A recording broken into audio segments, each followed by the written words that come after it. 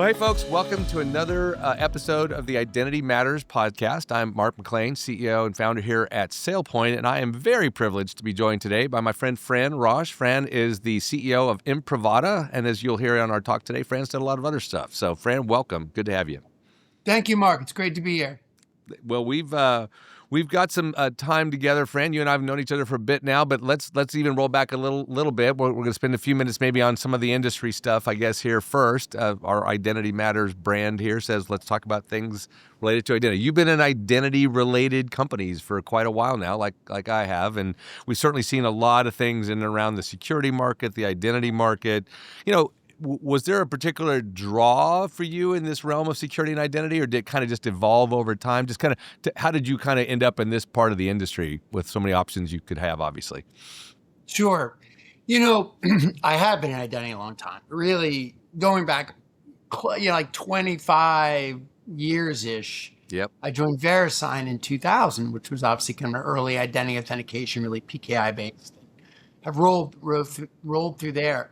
And I think the thing that attracted me most, Mark, was that identity got a lot about security, obviously. It's a cybersecurity program.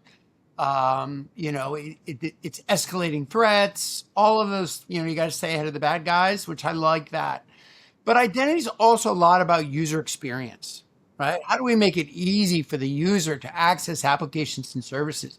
How can identity not be a barrier? And I think those two sides of that coin I really like to think about user experience and product design and all those great things along with cybersecurity. So I like identity. It's not pure cybersecurity. Yeah. And that's really what attracted me, I think, initially. That's funny.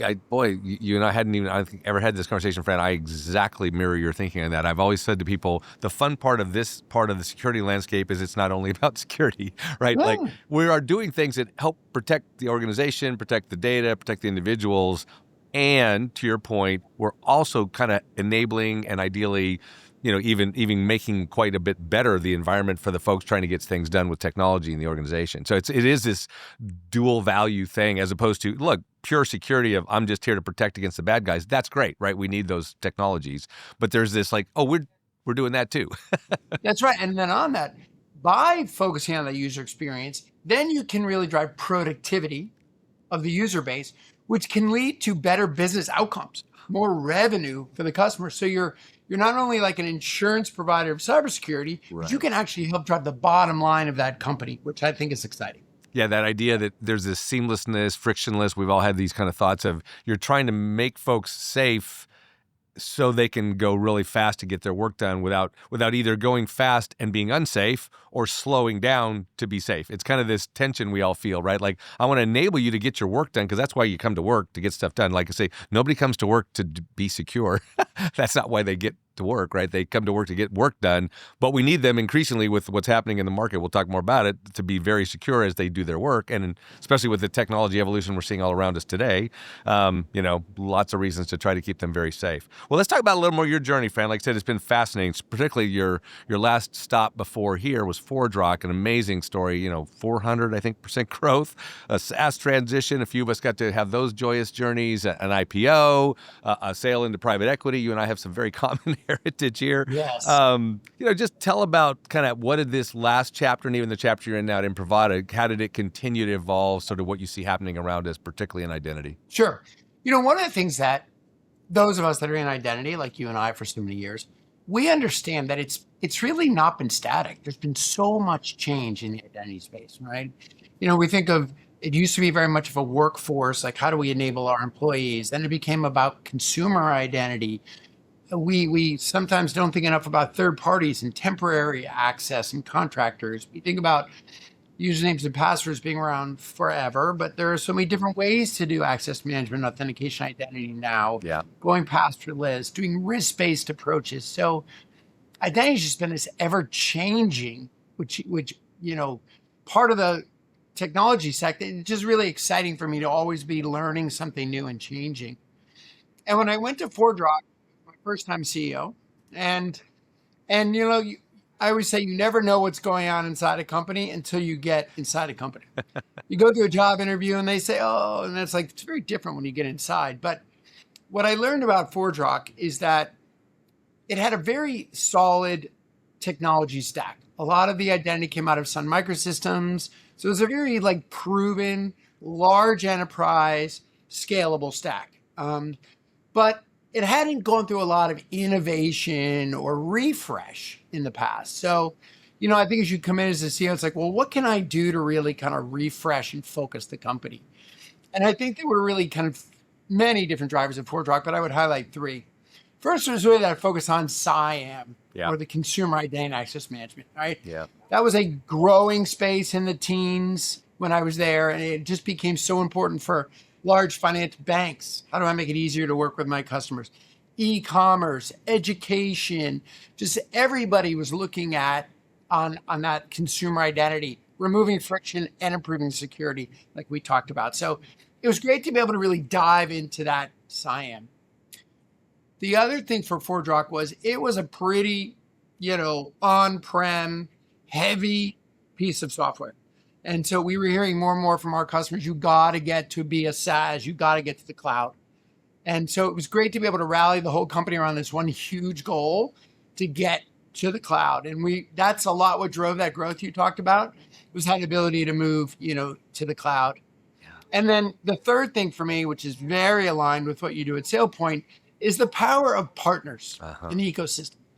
And when these big organizations were going to roll out a brand new consumer identity platform, they were relying on partners and trusted advisors that they had. So developing those relationships in that partner ecosystem, many of the same partners, you guys use at SailPoint, that was really critical. So it was really fun at ForgeRock to dive into that consumer space, that whole cloud migration, and really connect with and understand the power of those partners. Well said. Yeah, nicely said. I think you're right. I think we all end up having philosophical approaches, I think, based on some of the stuff we lived through. To your point, I lived through early in my career a great company, but had kind of had a partner orientation that they ultimately kind of said, you know what, we could make more money by doing some of this ourselves. And they kind of pushed some of their partners aside. And I saw the long-term, frankly, negative effects of that. And so one of the philosophical points here, and you had it there, which is like, we're going to be very partner oriented and never kind of turn on those partners because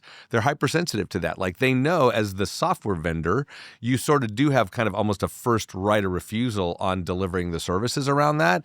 But you also limit yourself if you say, I'm going to do all the services work. If you build a massive ecosystem to deliver your technology, you've opened up way more opportunity. But you really do have to get the whole company understanding these folks are an extension of our business. We got to treat them that way. We got to partner in a way that they always trust us. And inevitably, there are bumps, right? Like some folks in a deal get crossways. And because we work with multiple partners, just like you, well, I was friends with this partner A in that deal. Partner B brought me into this deal. So now partner A in this deal is a competitor, right? That's one of the hard things we have to navigate in our world, right? Like the old really helpful technology phrase, you got to dance with the one that brung you, right? Like this idea, like, if I partnered with you here, I'm sticking with you here, and you'd want me to do that with you in the next deal. So yeah, anyway, so I'm glad you mentioned that. I think folks outside our space don't know how critical that is to, I think, some of the more successful businesses in our space, because it's very complex tech. It isn't drop in and work stuff. You've got to have people that help you work it. So yeah, and Fran, gosh, boy, we could spend a whole podcast on the SaaS transition. A whole lot of us went through, and we'll get to what's happening in AI, which is the next big wave. Of course, it is. Yes. So that's great.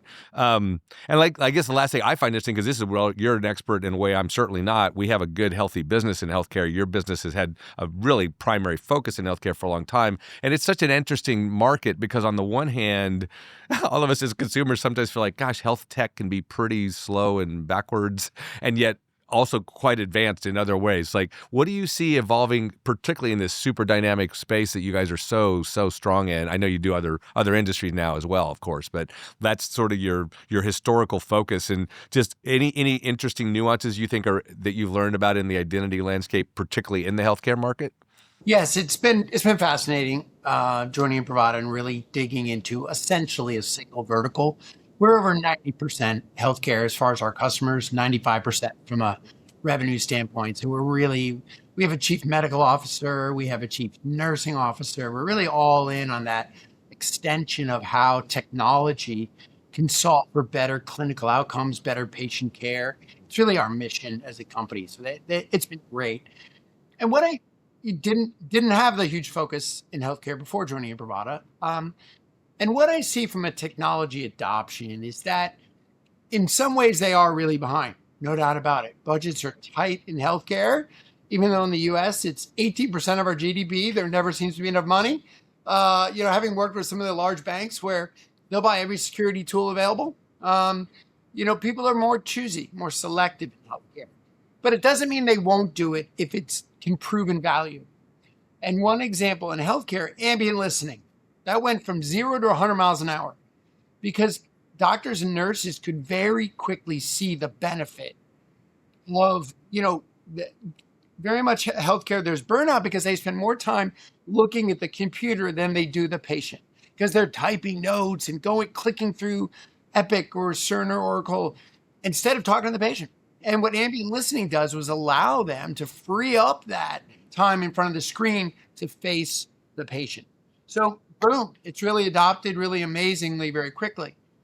And bring that to identity, Imprivata made some really smart decisions back about 12, 14 years ago, long before I joined the company, which was to focus on these shared device ecosystems.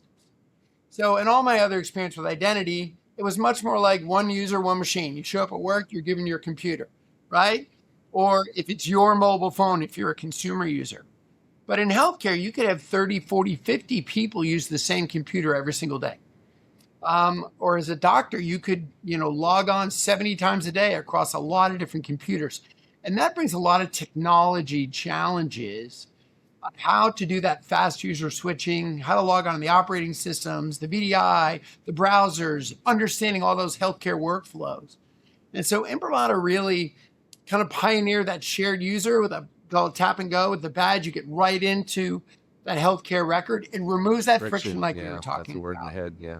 And it really got super fast adoption. Again, healthcare will adopt if it brings value to that clinical outcomes. If the doctors, the nurses, the technicians are asking for it, CIOs are like, let's do it. But if they're not asking for it, it's really hard.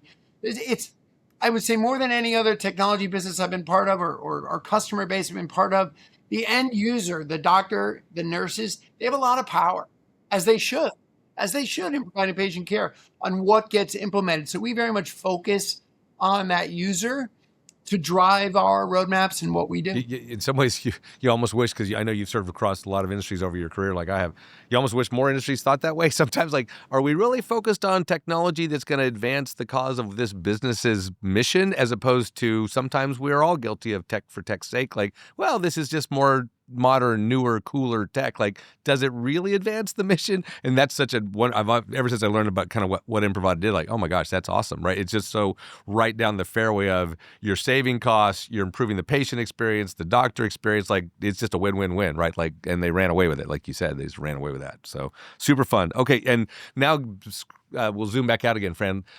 You've been even more so than I across a broader array of identity, right? Workforce, consumer, some of these different use cases. But there's a common thread here, and you've talked about it a little already, which a lot of what we do in identity, as we said, is enablement of helping people get their work done, and also how to think about risk, how to minimize risk. What do you think is underestimated, especially in today's world as we're evolving so fast, about risk in the identity space? Why don't people understand as well as we'd like them to where the risk really lies in these identity ecosystems?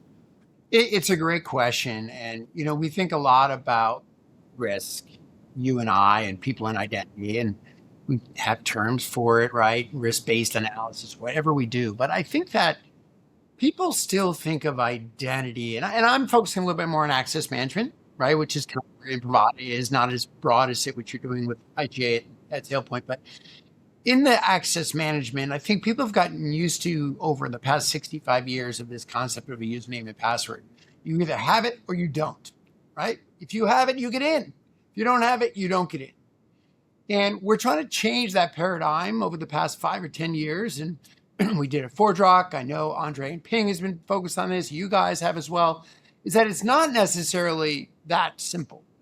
What we should be doing is collecting a lot of different signals of user behavior. Having your credentials just one of them, but looking at patterns of user behavior. Is this their device? Is this their geolocation information? Is this their normal pattern? And in healthcare, that really matters. Is this typically how that doctor and nurse, acts within that healthcare system, so that we can really develop a more of a complex confidence score that it really is the user we think they are. And if they are, we can give them that frictionless access.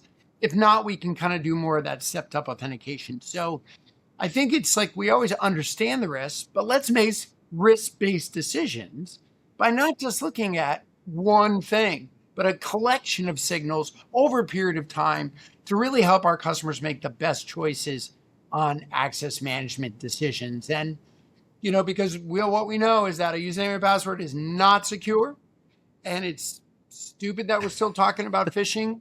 But with AI, it's only getting more compelling. So let's not rely on that as the sole access management credential. Let's take that risk-based approach. And that's been building in the industry, and I think it's really coming to the fore here today. Yep. And perfect segue to where I wanted to go next, because to your point, this concept, we been talking some about a term that we'd like to see the industry adopt more, which is adaptive identity, right? Like you said, so much of what we've done is static. It's like, I'm going to set you up, I'm going to configure you correctly, especially as you said, in most of the world, it's a one-to-one. As long as you have your device and your password, you can get in, right?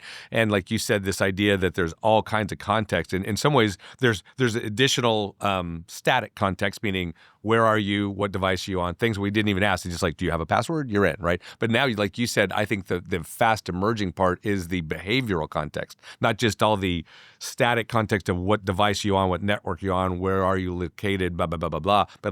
But is that the pattern of behavior I've seen before? Because that could be a signal that something is awry. I always like to say, if you go back to that very, very famous at the time Snowden case of the guy who exported lots of data to the Russians, right? Like, he was a legitimate user on a computer he was supposed to be on a network. Everything was normal except his behavior all of a sudden went nuts. He's downloading massive amounts of data that should have thrown a flag to somebody, right? Like, this is behavior that I should not be seeing. What's going on here, right? So to your point, Fran, this context, all the words you said, I think that's the next wave. And now good for us. We're 15 minutes in. We're really getting to AI now instead of in the first 30 seconds.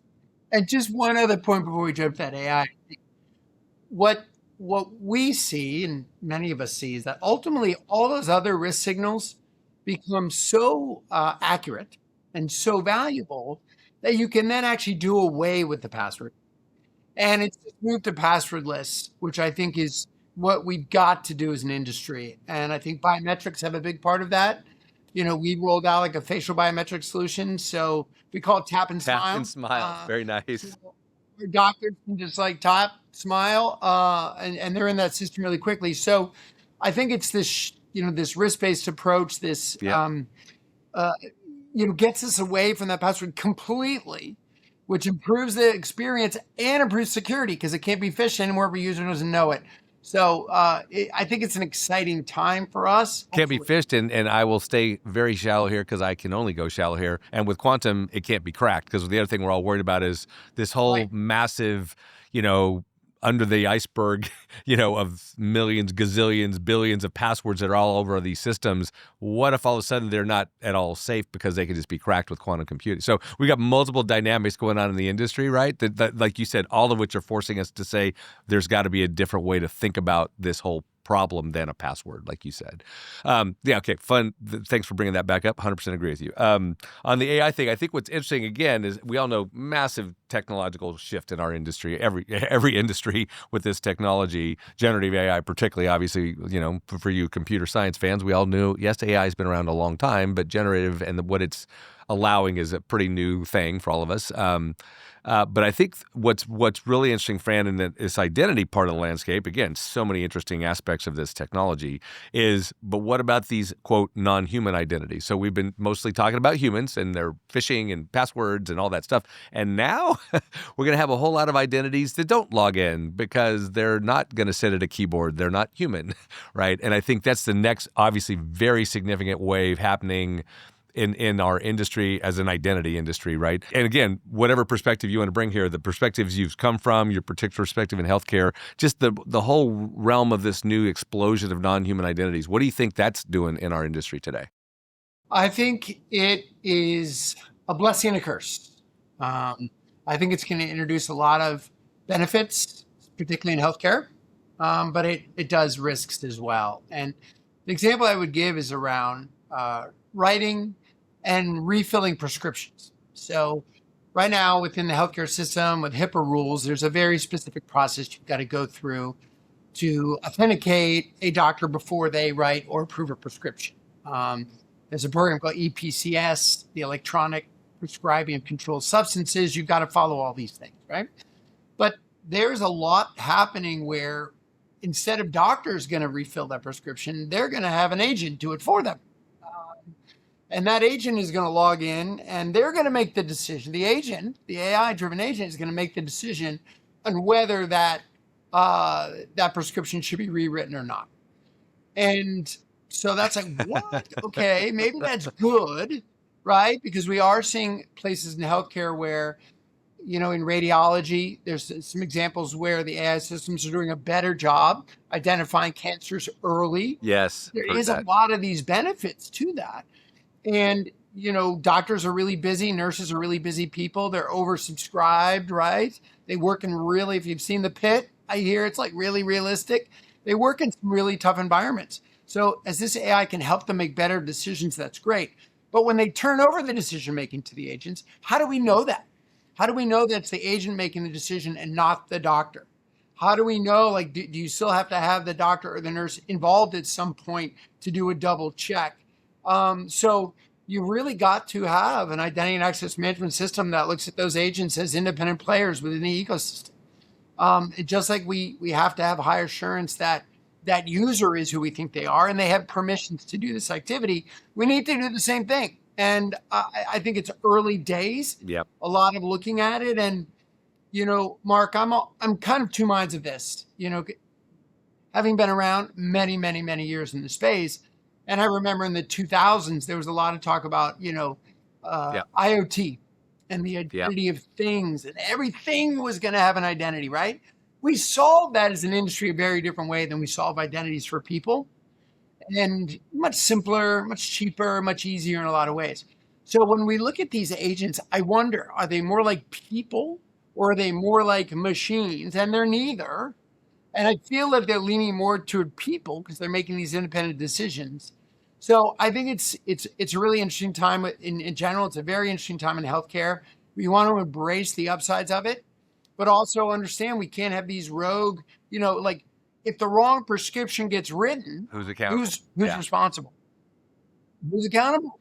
That's why we always say what we're pretty sure is going to be true of the great majority of these autonomous agents is some human will have to take responsibility for that agent. Because to your point, right, if in an environment, that's a great example. I wasn't even familiar with that one, Fran.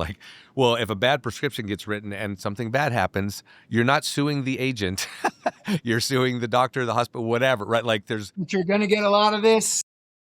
100%. And a lot of lawsuits. What we know is true is we will hold some human up some part of that chain of command accountable for something if something goes awry. You can't say, oh, not my fault, the agent screwed up, right? Well, sorry, that agent was taking action on your behalf, right? So, yeah, I think, and the autonomy, you said that word, I think, the autonomy is what makes these things so interesting. It's the hybridness, so to speak, of, right? Well, they're not exactly like a machine because they can morph and learn and change, but they're certainly not reasoning like a human. I think we're all trying to figure out just how reasoning is AI at the end of the day. But there's this weird, like you said, no man's land where some of the disciplines will still apply, but how we enforce or make these things work in the environment is going to continue to evolve, like you said. It just, in some cases there will be a login-like process. In other cases, there really won't be a login exactly. And like you said, static, I think, is one of the biggest things that's going to shift here, right? There will be such ephemeral, you never signed identity to people very often and assumed they might have it for seconds or minutes or hours. Like, you're going to be in this job, Fran, for years. Here's all your accounts and passwords to do your job. What if these agents literally ephemerally only exist for seconds or minutes and only need access for seconds or minutes? How do we manage that kind of concept? So there's some fascinating things happening in our space. So it's really fun. So any other thoughts on identity? Because I was going to shift us to some culture and leadership topics, but didn't want to get off too soon. Yeah, I would just say the last one in that AI, I really feel like, that old adage of kind of storming, forming, and norming. For sure. We're in that storming phase right now, and I think we have to be okay with that. We don't have all the answers, but that shouldn't stop innovation and people experiment and trying things, because I worry we're going to get, the compliance people in too early. And so we're really trying to encourage people within Imprivata and within our customer bases. Let's experiment.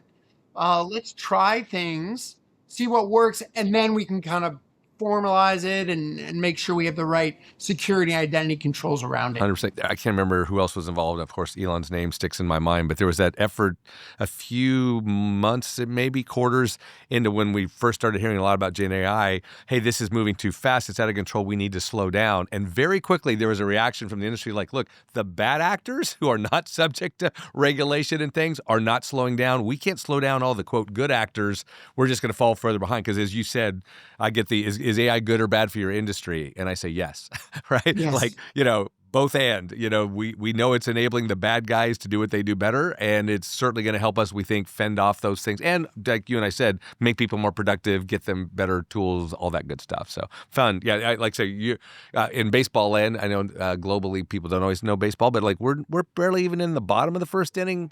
I think we might be in the top of the first inning. This is so early in this game, right? So we got a long way to go.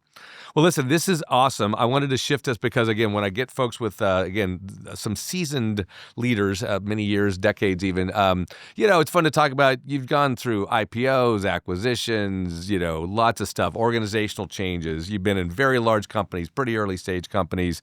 Let's just kind of talk some leadership stuff. What are some of the key leadership principles that you've kind of honed in on at this, later stage of your career? Not at the end, obviously, but later stage of kind of, hey, you probably got some pretty strong views on what you really think about what good leadership looks like. Sure. That's a big question. I guess, I've had a chance to take on some big different jobs over the years. And what I would talk about maybe to start out, I feel like leadership as you change jobs is kind of following a pretty solid process. And what I mean by that is, I think as any leader, your first obligation is to listen and learn. And even though I am old and I've been around, I got a lot of experience, I do recognize that every environment I walk into is unique and different. And there are a lot of people who've been there and they care about where they've been. And so I always try to spend the first, whatever it is, 30, 60, 90 days, just listening, listening to my employees, going out on the road and talking to customers, partners, just trying to say, like, don't jump to any conclusions. Don't bring just your history. Listen and write down and read back. And I think a good old-fashioned SWOT, right? Like, this is what I heard, right? Here are our strengths. Here's our weaknesses, here are opportunities and threats. And get acknowledgement from everybody and kind of like close that process. Okay, we're done that. I mean, you never stop listening, but like we've done enough. Now let's go into a brainstorming to say, okay, given that's where we are, we know all of these things. Let's really define the next step as this brainstorming. Open the aperture. All ideas are good. Throw everything on the whiteboard, And then the third process is kind of like narrowing it down and then aligning and selecting a strategy. Like for ForgeRock, it was like go after that time space, move to the cloud as quickly as you can and engage those partners, right?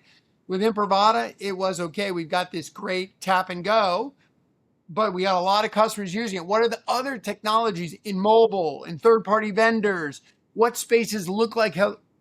Lock that strategy down and then drive that execution, right? Like, and as a CEO, I love an operating cadence, right? To drive that execution across of that. So I think it's a good thing to take each one of those steps separately, complete them, and kind of move on, and constant communication through all of that. And that's, you've obviously been at SailPoint for a big part of your career. I've had a chance to kind of move around. I feel like when I take that with me, it seems to resonate with the team and end up with a better outcome.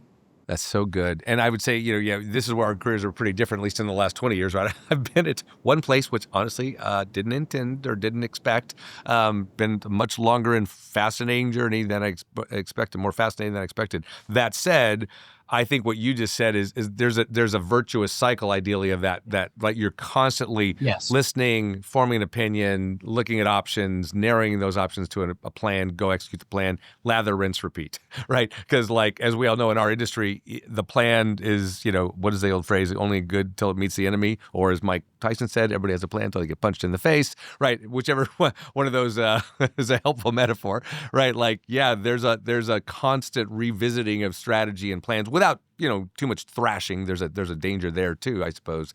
But yeah, I think that that thing of a leadership, what was Max Dupree famously said, the job of the leader is to define reality. Like, we're going to make sure we are all clear on how we see the world. Based on how we see the world, this is where we're going. Let's go, right? And I think, like you said, and you don't stay static on that terribly long because the world will keep shifting, right? And you keep adapting. Where does that? I put that kind of, Fran, in the strategy and execution buckets. Culture. Like, what do you think is the role of a leader in either defining, refining, reinforcing culture? Because obviously, in my mind, at least, culture underlies both strategy and execution. It's kind of the kind of culture you built kind of has a lot to do with the strategy you pick and how you execute. Absolutely. I think so much of a successful company comes down to talent and people. And, you've got to put the right leaders in place, and they have to put the right leaders in place, and you've got to have the best people. And some people think of a company as a family. I don't really, right? I mean, of course, we want to be great with each other. Yeah. But I think of us much more like a sports franchise where you're always trying to get the best talent on the team. And sometimes talent outgrows and you got to move on. And I think that constant refreshing of talent. And I know when I came in Imprivata, obviously have a new CEO, a new CFO, CRO, chief customer officer, chief product. There's a lot of new people. You got to bring in that new top talent. In a way, that's culture to me, because it really comes down to having the right people in place. Those can be some hard decisions, but that old adage is like, you rarely think you waited too long, you rarely think you moved too fast. Right. You often think you waited too long, and I think that's really true. And even though I've been around, I still make that mistake sometimes. Just get the right people in place. And get that cascade down. That's a big one for me.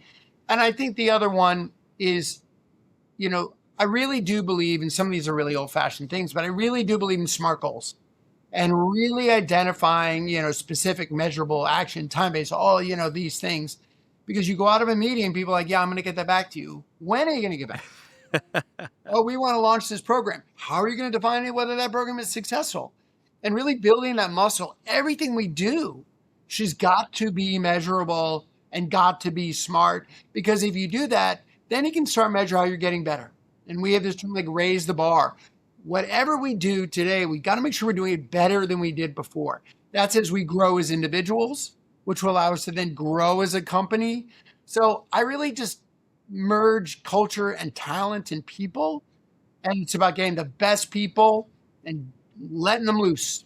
Yep. 100%. No, I agree with you. And I think the implication under that is, well, what makes people the best people? And that's where I lean on a word like values, right? Well, the best people are the people that are kind of aligned with your values of how to execute and how to get things done, right? Back to the, one set of values can be ends justifies the means. Like, I don't care what I screw up on the way to getting it done, as long as I get it done. Well, that's a value. And you might say, that's not the way we operate here. We're going to care about how we get it done as well as getting it done, right? Yes. So to your point, I think, and I always say this about companies, cultures, and values, you have one. It's whether you were intentional about defining it the way you wanted. Every company has a culture, because in my simplistic view, culture is simply, quote unquote, how things work around here, right? That's what culture is. How do things get done around here? How do things work, right? And we refreshed our culture. We got our pillars. We use them a lot. Promotions, hiring, maybe. But I'd like to ask a question back to you. Okay. That might be a little controversial. Oh, fun. So one of our cultural pillars is own the outcome. Own the outcome. Okay. Really around accountability.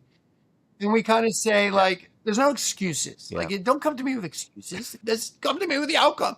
Because let me tell you, the board of directors, like at my board meeting today at Turner Bravo, they don't care about, what's going on. They're just like, did you get, Do you think that generationally, you and I are similar generations, and I feel like that kind of no excuses. Do you see, as you see newer people coming into the workforce, that they have that same kind of, and I know there's all kinds of different people, but do you think you see the same kind of owning that outcome and accountability in all types of people? That's such an interesting question. I've had exposure to some interesting research, and I am blanking on his name. It's a younger guy who's done some research on kind of generations. And one of the interesting things that he kind of uncovered was some pretty thick research, meaning, talking to thousands of people kind of research, was that in some of these generations, particularly I think this was millennials he was looking at, as I recall. He looked at, multiple Gen X, Gen Y, all this stuff, right?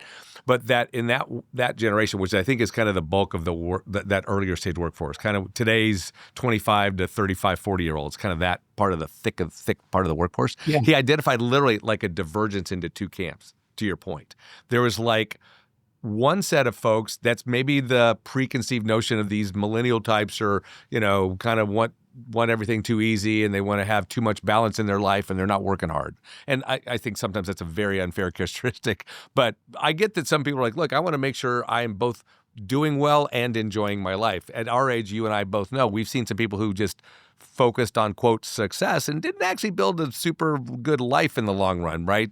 Health, family, some of those things got a little bit less focused, and that doesn't feel great in your 50s and 60s, right? On the other hand, his research said, but there's like another whole part of that population that's very like almost dutiful, like driven, dutiful, and you're like, yeah, I kind of feel that, because every time I think I want to put that whole demographic in this bucket, which is kind of the conventional wisdom, there's another set of folks like, golly, dude, take it easy. You're almost more driven than I was at your age. It's like this odd mixture. Again, we all know that there's, anytime you look at some super broad, cross-cut of culture and cut it by a demographic, whether that's gender, race, or age, the big demographics, you won't find uniformity, right? No freaking chance. There's just way too much diversity in humans and how they were raised, where they were raised, their families' values, all that stuff. But I think you're right. There's more of a sense that some of the folks just kind of like, well, I'll do my best, but if I don't get there, it's okay. And other folks have that same kind of, you got to make it happen, somehow, some way make it happen. And, I think Fran was so interesting for our generation and some of those generations living through COVID, to pull back a very not fun memory for a moment, that was sort of the first time ever, like, everybody, quote unquote, had the same excuse all at once. well, we're all living through this massive thing like none of us ever seen before. Wow, what do we do with, to your point, expectations, goals, outcomes? And, some companies got better. Some companies took a huge hit. It depended on what industry you were in. There was so much diversity of how that thing hit everybody, right? But to your point, I agree with you generally that there is a sense of, I want to make sure people feel accountable and a level of ownership. And you're right, that is a filter. Like even today, that's something we're looking for, I'm sure, like you are, when you're bringing in folks of any age, but particularly kind of in that early mid-professional age of, so how do you think about that? Tell me about successes you've had. Tell me about failures you've had. How do you feel about those things? Those are the classic ways to interview on that stuff, right? But no, I think it's a really interesting thing. I've learned as I've gotten older, Fran, I'm so cautious about pigeonholing folks. That's the true meaning of the word prejudice, which has such a racial connotation, is like, no, you just prejudge. You just make a decision based on something, right? Yep. Age, gender, whatever. and it's like, wait, you shouldn't prejudge. You should get to know this individual human and let who they are speak for itself, right? But it's hard. That's right. But it goes back to what I was saying with talent, right? Finding that right talent. Because you're right. There's a little bit of everything out there, but there's some of that divergent. How do I make sure we get those people who are really ambitious and want to drive that success? And I think COVID was really a separating mechanism to some degree. It was. And, we, like many companies, we would love everyone back in the office all the time. Yeah. And we struggle. We struggle. We have some people who you can just see, like said, I want to be here every day. I see the value of that collaboration. I see the value of learning from other leaders, and others it's harder. So it's just, I think that's made it kind of interesting talent challenge, just to find the right people. And if they're not, make the decisions quickly. Yes, 100%. Yeah, I think, I don't know if you ever saw it. There were, famous Gartner 2x2s and BCG and Bain and all these folks. There was a 2x2 that I saw kind of coming out of COVID. I think it was a number of years ago now. It was so interesting. I thought it was like the 2x2 was working independently, working collaboratively, working in the same physical location, working in different physical locations. So that's a 2x2 quadrant, right? And what was interesting was you kind of could unpack, like, there are appropriate types of work that fit in each category, meaning, like, sometimes you just want people in the office, even if they're working independently on their own stuff, because of all that serendipity of, I ran into you in the break room, I saw you in the hallway, oh, I needed to catch up with you. Like, we missed that when we left the offices, like that. I didn't have a meeting with you, but I needed to catch up with you or spend some time with you. That got really hard, right, when we all split up. On the other hand, we also learned there were some things you could do as a team pretty well with remote connections. I used to say, well, what we learned, Fran, this was like exec offsites like you and I have always done with our teams, I'm sure. What we learned early on in COVID was what we will not do as a remote team is the kind of meeting where you can interrupt people. Like in a brainstorming session, you're firing ideas around, you're doing that. That is awful in a remote setting. It is terrible. It is so bad. Whereas if it's remote and I'm mostly conveying stuff to you and there's kind of a structured Q&A, that's okay. That can work remotely. And of course, the obvious one, why so many folks went, look, I do most of my work kind of independently. I just want to work from home because I do so much independent work. And like, yeah, but you're kind of missing that being in the office around people thing. And we need some of that at least, right? So yeah, we're hybrid. Most companies are hybrid. Hybrid, right. And that helped us get thoughtful about it. Right? Like, well, let's at least think about the kinds of work that kind of fits in some of those categories. I thought that was so interesting when we ran across that back in the day. But yeah, and to loop it all back to identity. Yeah.